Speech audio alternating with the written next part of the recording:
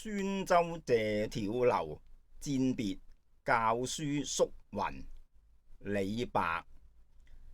棄我去者，昨日之日不可留；亂我心者，今日之日多煩憂。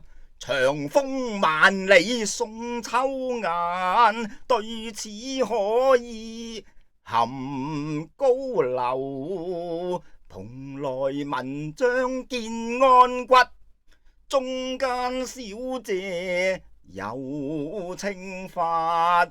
俱懷逸興壯士飛，欲上青天攬明月。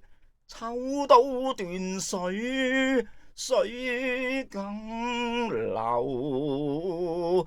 舉杯消愁，愁更愁。人生在世不稱意，明朝散發龍天舟。